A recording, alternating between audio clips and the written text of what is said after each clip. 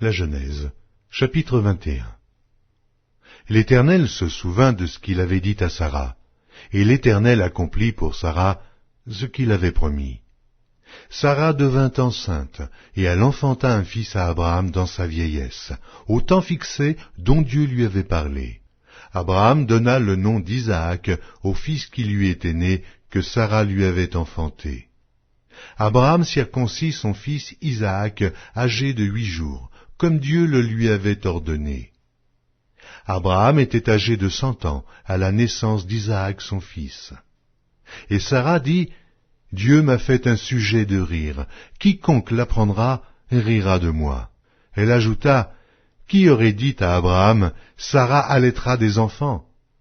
Cependant, je lui ai enfanté un fils dans sa vieillesse. » L'enfant grandit et fut sevré, et Abraham fit un grand festin le jour où Isaac fut sevré. Sara vit rire le fils qu'Agar, l'Égyptienne, avait enfanté à Abraham, et elle dit à Abraham, « Chasse cette servante et son fils, car le fils de cette servante n'héritera pas avec mon fils, avec Isaac. » Cette parole déplut fort aux yeux d'Abraham à cause de son fils. Mais Dieu dit à Abraham, « Que cela ne déplaise pas à tes yeux, à cause de l'enfant et de ta servante. Accorde à Sara tout ce qu'elle te demandera, car c'est d'Isaac que sortira une postérité qui te sera propre. Je ferai aussi une nation du fils de ta servante, car il est ta postérité. » Abraham se leva de bon matin, il prit du pain et une outre d'eau, qu'il donna à Agar, et plaça sur son épaule. Il lui remit aussi l'enfant et la renvoya. Elle s'en alla et s'égara dans le désert de Beer-Shéba. Quand l'eau de l'outre fut épuisée, elle laissa l'enfant sous un des arbrisseaux, et alla s'asseoir vis-à-vis, à une portée d'arc, car elle disait, « Que je ne vois pas mourir mon enfant. » Elle s'assit donc vis-à-vis de lui, et leva la voix et pleura. Dieu entendit la voix de l'enfant, et l'ange de Dieu appela du ciel Agar et lui dit, « Qu'as-tu, Agar? Ne crains point, car Dieu a entendu la voix de l'enfant dans le lieu où il est. Lève-toi, prends l'enfant, saisis-le de ta main, car je ferai de lui une grande nation. » Et Dieu lui ouvrit les yeux, et elle vit un puits d'eau. Elle alla remplir d'eau l'outre et donna à boire à l'enfant. Dieu fut avec l'enfant qui grandit, habita dans le désert et devint tireur d'arc. Il habita dans le désert de Paran, et sa mère lui prit une femme du pays d'Égypte.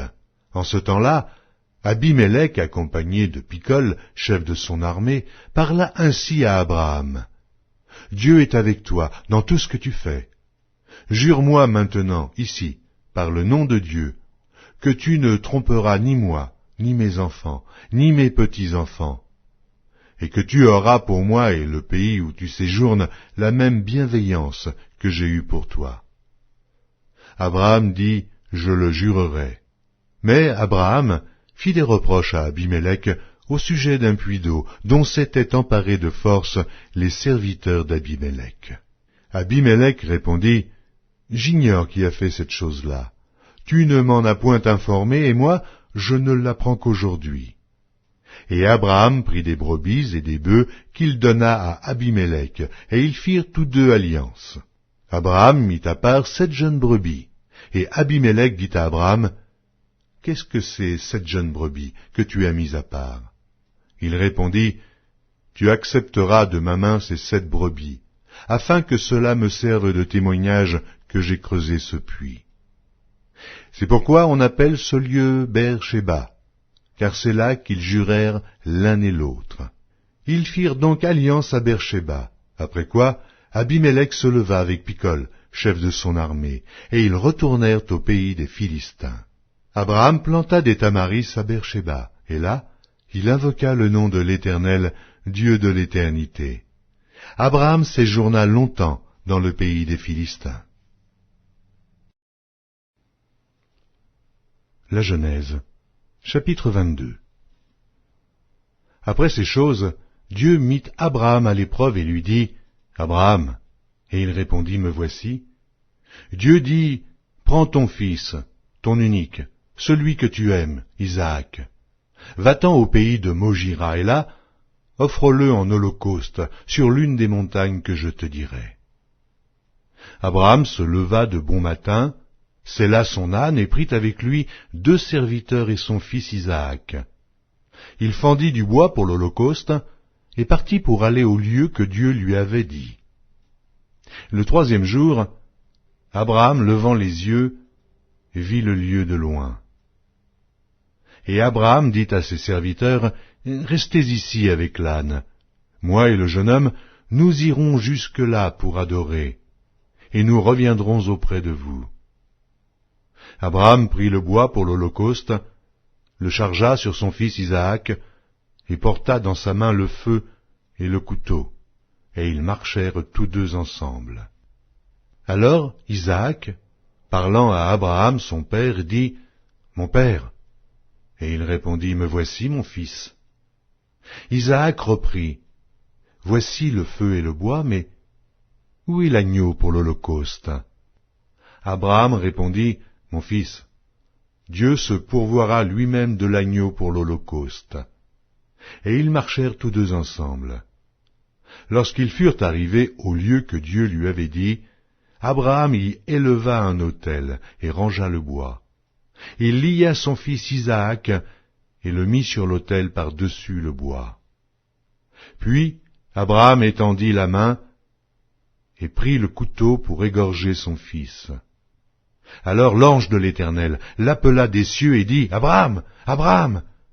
Et il répondit, « Me voici. » L'ange dit, « N'avance pas ta main sur l'enfant et ne lui fais rien, car je sais maintenant que tu crains Dieu, et que tu ne m'as pas refusé ton fils unique. » Abraham leva les yeux et vit derrière lui un bélier retenu dans un buisson par les cornes.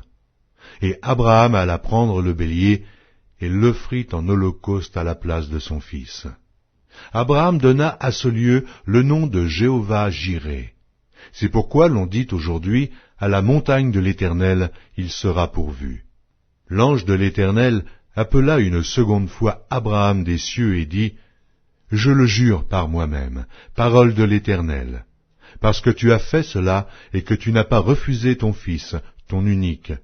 Je te bénirai, et je multiplierai ta postérité comme les étoiles du ciel, et comme le sable qui est sur le bord de la mer, et ta postérité possédera la porte de ses ennemis.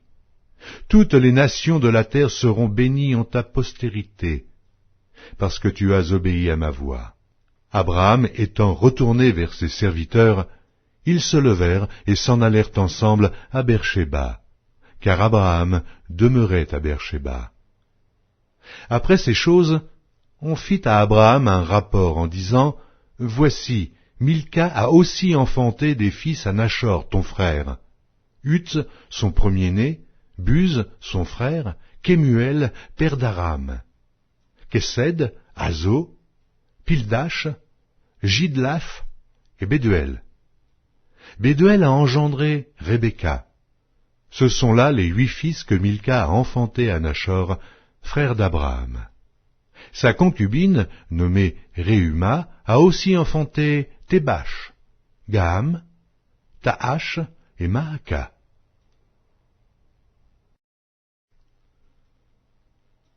La Genèse, chapitre 23. La vie de Sarah fut de 127 ans. Telles sont les années de la vie de Sarah. Sarah mourut à Kirjath-Arba, qui est Hébron, dans le pays de Canaan. Et Abraham vint pour mener deuil sur Sarah, et pour la pleurer. Abraham se leva de devant son mort, et parla ainsi au fils de Heth. « Je suis étranger et habitant parmi vous. Donnez-moi la possession d'un sépulcre chez vous, pour enterrer mon mort, et l'ôter de devant moi. » Les fils de Heth répondirent à Abraham en lui disant, « Écoute-nous, mon Seigneur. Tu es un prince de Dieu au milieu de nous. Enterre ton mort dans celui de nos sépulcres que tu choisiras. Aucun de nous ne te refusera son sépulcre pour enterrer ton mort. » Abraham se leva et se prosterna devant le peuple du pays, devant les fils de Heth. Et il leur parla ainsi. Si vous permettez que j'enterre mon mort, et que je l'ôte de devant mes yeux, écoutez-moi, et priez pour moi, Éphron, fils de Tsochar, de me céder la caverne de Macpéla, qui lui appartient à l'extrémité de son champ, de me la céder contre sa valeur en argent, afin qu'elle me serve de possession sépulcrale au milieu de vous. Éphron était assis parmi les fils de Heth. Et Éphron le Héthien répondit à Abraham en présence des fils de Heth et de tous ceux qui entraient par la porte de sa ville. « Non, mon Seigneur, écoute-moi. Je te donne le champ, et je te donne la caverne qui y est. Je te les donne aux yeux des fils de mon peuple. Enterre ton mort. » Abraham se prosterna devant le peuple du pays, et il parla ainsi à Éphron en présence du peuple du pays. « Écoute-moi, je te prie. Je donne le prix du champ, accepte-le de moi, et j'y enterrerai mon mort. » Et Éphron répondit à Abraham en lui disant, « Mon Seigneur, écoute-moi. Une terre de 400 cycles d'argent, qu'est-ce que cela entre moi et toi? Enterre ton mort. » Abraham comprit Éphron, et Abraham pesa à Éphron l'argent qu'il avait dit, en présence des fils de Heth, 400 cycles d'argent ayant cours chez le marchand. Le champ d'Éphron à Macpéla, vis-à-vis de Mamré, le champ et la caverne qui y est, et tous les arbres qui sont dans le champ, et dans toutes ses limites d'alentour, devinrent ainsi la propriété d'Abraham aux yeux des fils de Heth et de tous ceux qui entraient par la porte de sa ville. Après cela, Abraham enterra Sarah, sa femme, dans la caverne du champ de Macpéla, vis-à-vis de Mamré, qui est Hébron, dans le pays de Canaan. Le champ et la caverne qui y est demeurèrent à Abraham comme possession sépulcrale, acquise des fils de Heth. Psaume 8. Éternel notre Seigneur, que ton nom est magnifique sur toute la terre. Ta majesté s'élève au-dessus des cieux. Par la bouche des enfants et de ceux qui sont à la mamelle, tu as fondé ta gloire pour confondre tes adversaires, pour imposer silence à l'ennemi et au vindicatif.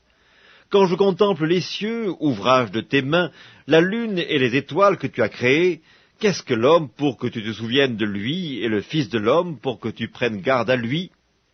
Tu l'as fait de peu inférieur à Dieu, et tu l'as couronné de gloire et de magnificence. Tu lui as donné la domination sur les œuvres de tes mains. Tu as tout mis sous ses pieds, les brebis comme les bœufs et les animaux des champs, les oiseaux du ciel et les poissons de la mer, tout ce qui parcourt les sentiers des mers. Éternel notre Seigneur, que ton nom est magnifique sur toute la terre.